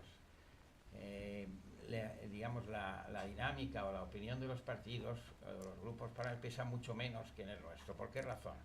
Pues porque hay elaboraciones, por ejemplo, de los reglamentos parlamentarios que hacen que sea imposible prácticamente que un candidato aceptado por un partido y rechazado por otro entre, porque y por el contrario se potencian mucho más las cualidades de digamos, la solvencia jurídica, moral del candidato, etcétera. A pesar de que aparentemente el sistema sea de nombramiento a dedo, por ejemplo, como ocurre con los Estados Unidos. En los Estados Unidos, un presidente de los Estados Unidos, nada menos, intentó que se nombrara o propuso como magistrada del Tribunal Supremo a su jefa de gabinete. Duró 15 días la cosa. 15 días con todo el poder del presidente de los Estados Unidos. No hace falta que comparemos situaciones imaginativamente de lo que pasaría aquí, ¿no? Y luego modificando los reglamentos, cosa a la que precisamente se resisten los poderes políticos para no perder la influencia del poder judicial, pues nos encontramos con que un sistema que podía dar mucho mejor resultado que el que tiene, podría modificarse evidentemente y perfeccionarse, pero podría dar mucho mejor resultado, no lo da, porque no se buscan aquellos procedimientos que tienden a potenciar la solvencia jurídica, la solvencia ética, la independencia por parte de los candidatos, porque un partido dice, no, yo quiero que salga fulanito sale, sí o no, de modo que cualquier solución que no sea porque salga fulanito, no la acepto. Y claro, con esto pues es imposible encontrar una solución, digamos, mínimamente aceptable. Por lo tanto, yo creo que hay también un problema de evolución y de madurez del sistema democrático, no solamente, o que no se resuelve, yo diría, mediante la modificación de los mecanismos, porque siempre se acabará encontrando los procedimientos torticeros para aparentemente que el gobierno designe 2 magistrados del Tribunal Constitucional parece una barbaridad. Oye, el gobierno, si el gobierno está sujeto a un control democrático eficaz, se pensará mucho a quién nombra, porque sabe que dentro de los electores, de la opinión pública, el hecho de que haga unos nombramientos inadecuados, como ocurrió en ese intento en los Estados Unidos, pues le restaría votos. Aquí parece que ese problema pues no existe. Eso creo que comporta un déficit. Y me gustaría también terminar insistiendo en algo que he dicho y que para mí creo que es muy importante y que no sé hasta qué punto pues lo valoramos. Uno de los tesoros que tiene nuestro sistema democrático es la tradición de independencia, de imparcialidad y de sacrificio por parte de los miembros del Poder Judicial. Lo digo yo y lo dice Pascual, que hemos estado toda nuestra carrera desde pequeñitos en la carrera judicial, que sabemos lo que es pues el estar, y además en distintos regímenes políticos, porque tanto él como yo hemos sido también jueces durante la dictadura, nada menos, y sabemos los sacrificios que impone, los esfuerzos que se necesitan para mantener la independencia judicial por una cuestión de dignidad personal, entre otras cosas, pero amparándonos en una tradición jurídica de nuestros antepasados a partir de la Revolución Liberal del año 1868 y de la Ley Orgánica del Poder Judicial de 1871, que sentó el criterio de la independencia judicial. Decía mi abuelo, que fue juez, explicaba cómo como probablemente recuerdan ustedes, la Ley Orgánica del Poder Judicial de 1861 consagraba por primera vez en la historia de España la independencia judicial, nada menos, pero permitía que los jueces fuesen trasladados por acuerdo del Consejo de Ministros. Y entonces decía que era tradición el que todos los jueces de instrucción tenían en el cajón un sobre con el menguado sueldo de juez, porque sabían que en cualquier momento los podían trasladar. Y era para el juez, era un compromiso impresionante si no tenía dinero para pagar el traslado, porque se veía pues forzado a salir de la carrera. Y entonces era tradicional, de tal manera que cuando alguien se acercaba al juez con alguna pretensión, digamos, nos ha pasado a todos, o sea, los jueces, pero en aquella época, cuando alguien se acercaba al juez con alguna pretensión, digamos, no santa, entonces abría el cajón y decía, y todo el mundo sabía lo que quería decir, ¿no? Pues bueno, muchas gracias por vuestra atención. Bien, muchísimas gracias.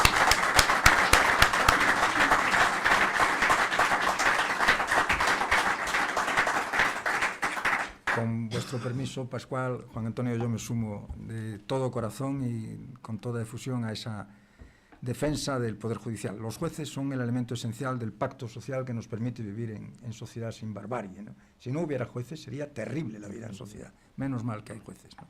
Y yo creo, como vosotros, que los jueces son independientes y que en el 99,999 de los casos los jueces actúan con arreglo a la ley, sujetos al único principio que es el imperio de la ley. Bien, vamos a abrir un coloquio.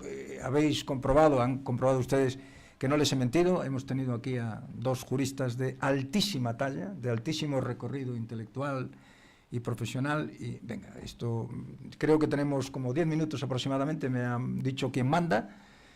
Quien manda aquí, lógicamente, es la Real Sociedad Económica de Amigos del País, a quien de nuevo le agradezco la amabilidad. Y esto, vamos a abrir un debate. ¿Quién quiere comenzar? Hay allí una palabra pedida, ¿sí? Muy breves.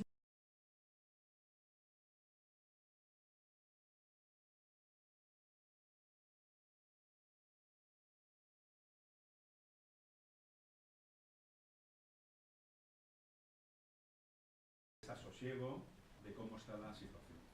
Para mí me siento impotencia ante la perversión del Tribunal Constitucional. Lo digo a título personal porque lo veo, los que estamos un poco en la onda en los medios de comunicación. Voy a poner dos ejemplos. El primero, el borrador de la amnistía de Cataluña, donde estamos diciendo que por una parte la Constitución es la mejor de todo el mundo, pero por otra parte el Tribunal Constitucional en su borrador dice que lo que no está escrito se puede justificar como se quiera. Entonces, ¿en qué quedamos? ¿La Constitución es completa o no es completa? ¿En qué se basan estas personas para decir que lo que no está escrito pueden interpretar como ellos quieran? Yo creo que hay un pequeño problema. Cuando además el de la amnistía ha sido un juicio modélico. Lo que ustedes saben, se ha visto en todo el mundo y ha sido un buen trabajo de juicio en las sentencias modélicas y justas para lo que es nuestro ordenamiento jurídico. Segundo ejemplo, y acabo. El tema de los seres.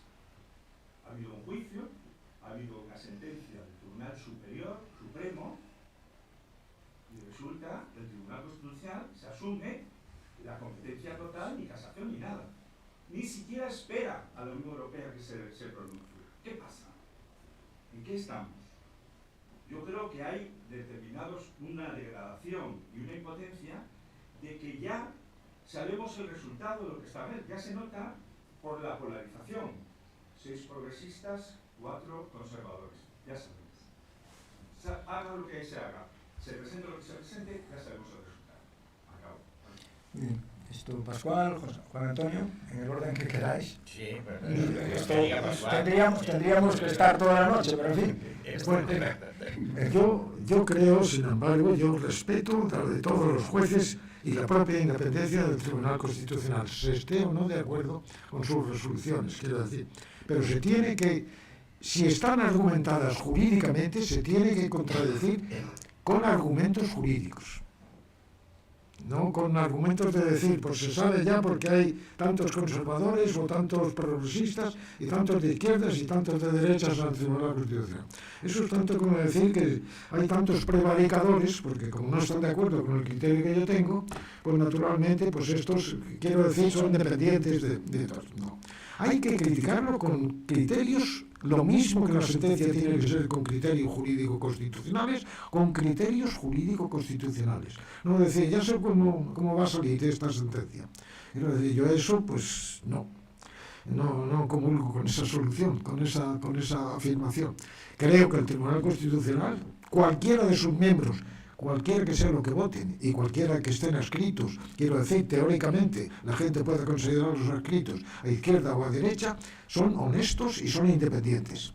Lo hacen, pero ya veremos cuando se resuelva la sentencia, cómo son la sentencia fundamental y los votos particulares. Pero yo de antemano no digo que esto sale así porque son de izquierdas o porque son de derechas. Eso no. Porque eso sería lo mismo que trasladar ese mismo criterio a los jueces, pues es lo mismo, esta sentencia resulta que protege al inquilino o protege al propietario, ¿por qué? Porque es de derechas uno, porque es de izquierdas otro, pues no, quiero decir. Depende de cómo sea la ley de la vivienda y cómo se aplique la ley de la vivienda, y nada más. Y si no le gusta la sentencia, siendo una aplicación jurídica de la ley de la vivienda, pues aguanta. Y si dicen que esto, pues si es una interpretación jurídica, y si en esa sentencia que se ha puesto, mejor dicho, en ese asunto de la amnistía, que yo no sé que tiene una importancia por lo visto fundamental, yo no le veo tantísima importancia, quiero decir, para ser un problema, parece que este país no tiene más problema que no tiene un problema de si son los trenes llegan a Galicia, hace falta toda una mañana para llegar de Madrid a Galicia, quiero decir, sea por avión o sea por tren, y sin embargo esto parece que no se remedia. Para mí es mucho más importante esto que, sin embargo, quiero decir muchas de las cosas. No, pues aquí es más importante saber cómo se va a hacer una cosa como otra en función de la dependencia política que las realidades que el pueblo español necesita. Vuelvo a decir y termino, quiero decir criterios jurídico-constitucionales para elaborar sentencias y para criticar la sentencia. Pero yo opino básicamente lo mismo. A mí, por formación judicial,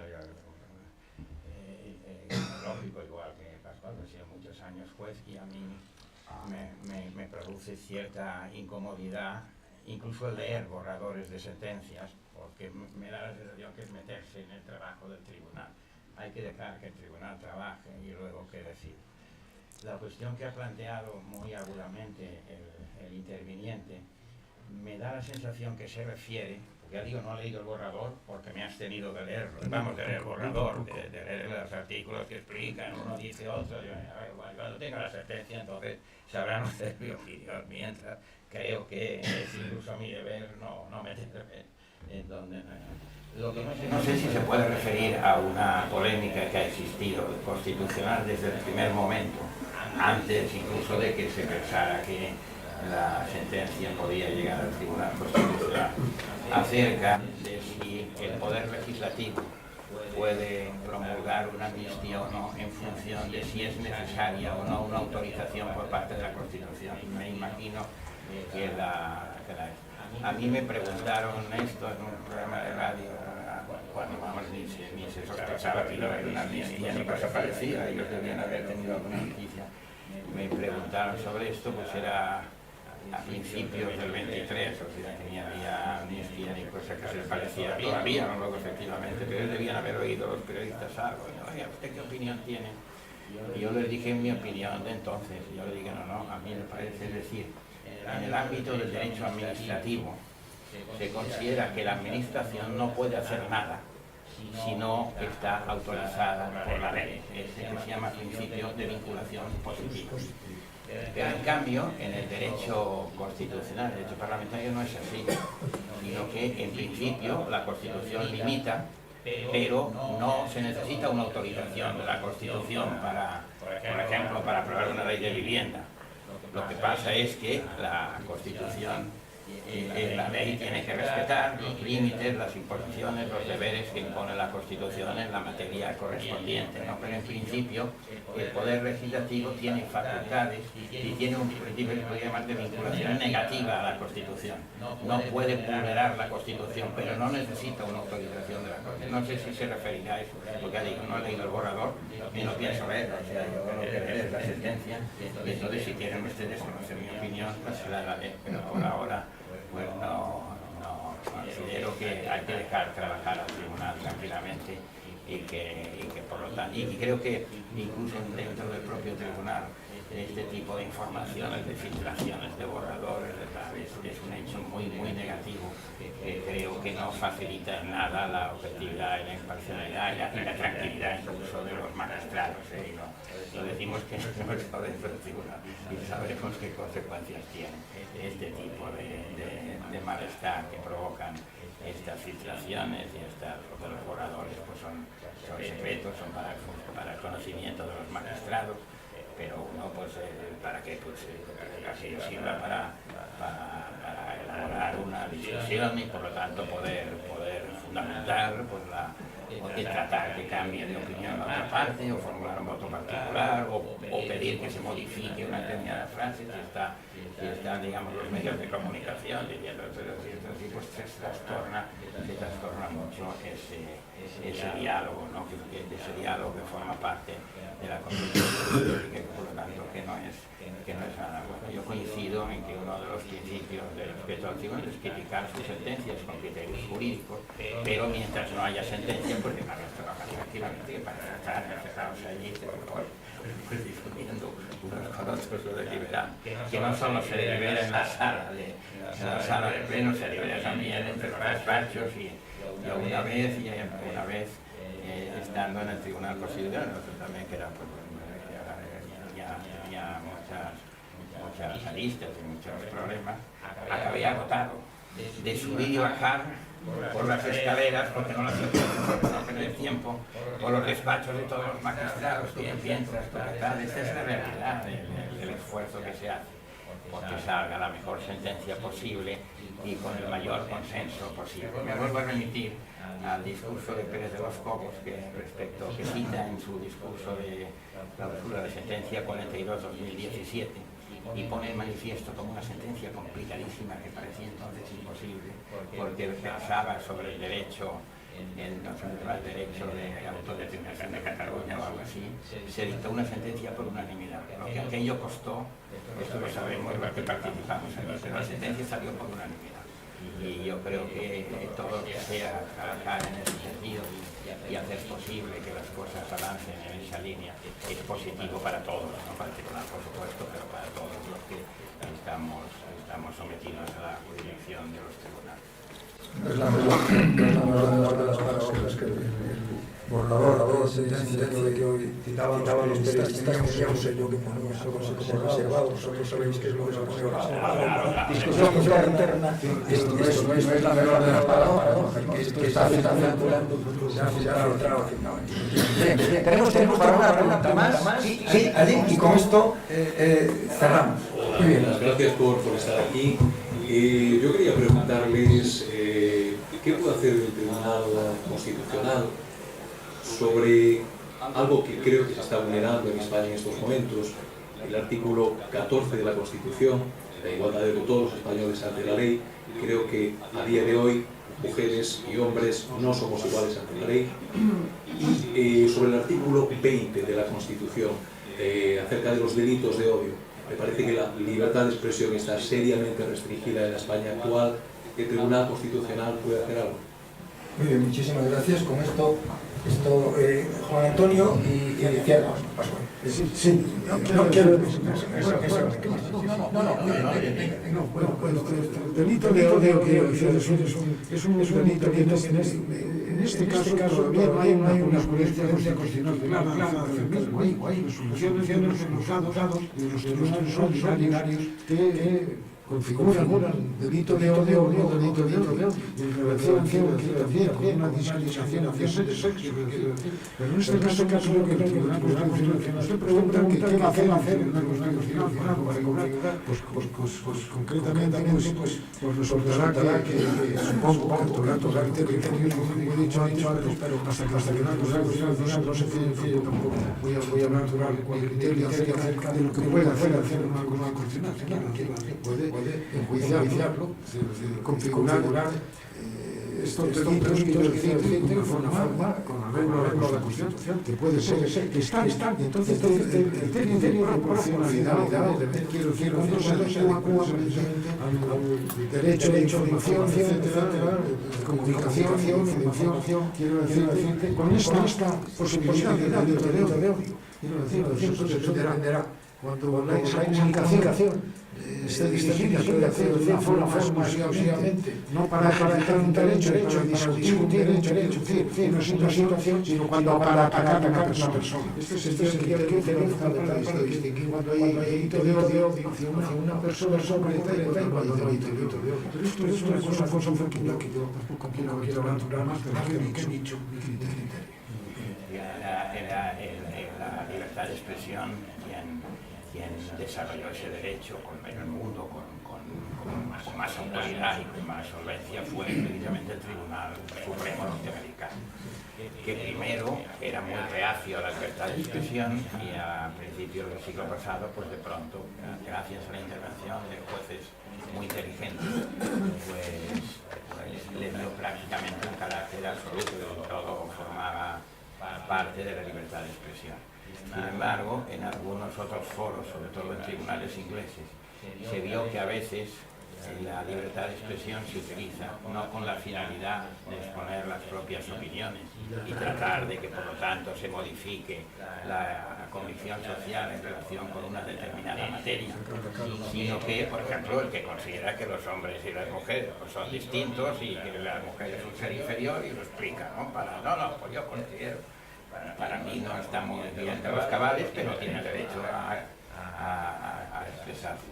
Pero entonces empezaron a haber situaciones en las cuales este tipo de manifestaciones tenían efectos reales. Es decir, por ejemplo, se iniciaba una campaña diciendo que los judíos eran tales o cuales y aquello acababa con una persecución o con una... Esa es la verdadera razón del delito de odio.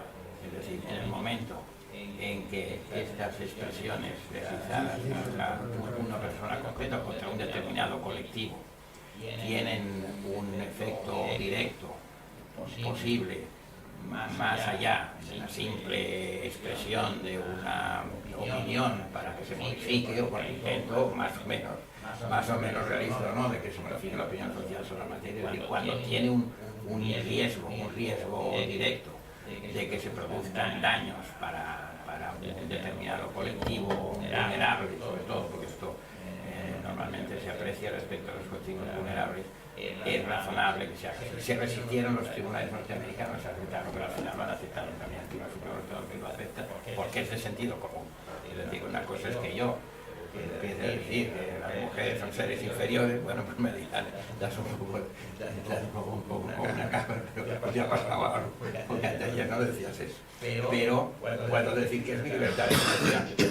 Pero en el momento en que yo lo que esté haciendo es consiguiendo realmente un efecto real de riesgo para un grupo concreto al que considero, pues al que voy criticando esto, entonces es razonable que los tribunales, primero que los códigos penales, primero sí que los tribunales entiendan que hay aquí una vulneración de los derechos de ese colectivo, es decir, que ya la ponderación de la libertad de expresión y el derecho incluso a la integridad física, a la integridad moral de ese colectivo que está en riesgo, hay que hacer una ponderación, y entonces en este caso prevalece el derecho a la integridad física según las reglas de la ponderación que establece Alexis, debe prevalecer la garantía de la integridad física o de la integridad moral frente a la libertad de expresión. Por lo tanto, ahí se justifica una restricción de la libertad de expresión y cabe, por lo tanto, incluso en los casos más graves, una condena de orden penal. Por lo tanto, a mí me parece que si se hace bien la ponderación, que también es complicado hacerla, es evidente, yo creo que es razonable que existan delitos de odio. Es razonable llevarlos a extremos absurdos. Muy bien, muy bien. Vamos a agradecer luego a la Real Sociedad Económica del País, como que cierra Pancho. Muchísimas gracias a todos los presentes, ha sido una tarde magnífica, y muchísimas gracias a nuestros invitados, por su amabilidad, por su inteligencia, por sus servicios al Estado. Muchas gracias.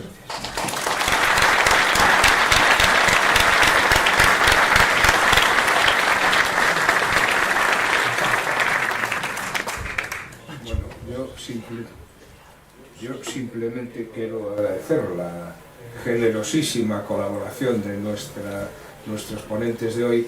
Estaba claro, al conocerles, que la altura intelectual y jurídica del debate iba a ser el que fue, y además me da la impresión que estas ideas bien argumentadas, bien definidas, bien fundamentadas, decía en mi introducción, han hecho una labor pedagógica que me da la impresión de que falta bastante para educarnos en esa democracia que vosotros, o en ese espíritu democrático que vosotros comentabais. En todo caso, mis felicitaciones, mi agradecimiento por estar hoy aquí en esta más que bicentenaria institución, y simplemente recordaros las próximas actividades de este mes de la Sociedad Económica. El 26 de junio tenemos la siguiente mesa de debate de este ciclo. Bien, lo tendremos de la mano del profesor Senén Barro de nuestra universidad, con el título Inteligencia Artificial, Cerebros de Silicio. Bueno, el tema está claro cuál es, y además también es apasionante. Antes, dentro del ciclo de nuestro patrimonio artístico, tendremos una más interesantísima conferencia de Miriam Elena Cortés López sobre uno de nuestros cuadros, que aquí no está porque no tenemos sitio para todos, y nos ilustrará su época, su contexto y posiblemente hasta su autor. Posiblemente lo ha descubierto. Sin más, muchas gracias a todos por vuestra presencia, y a vosotros nuestro agradecimiento.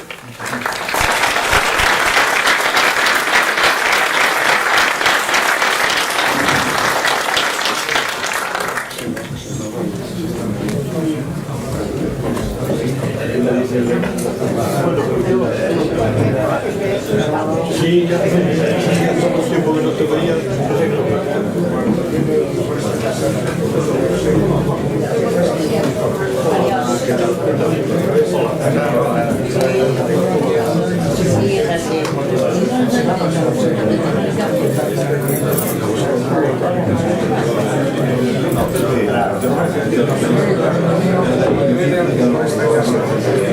Sí.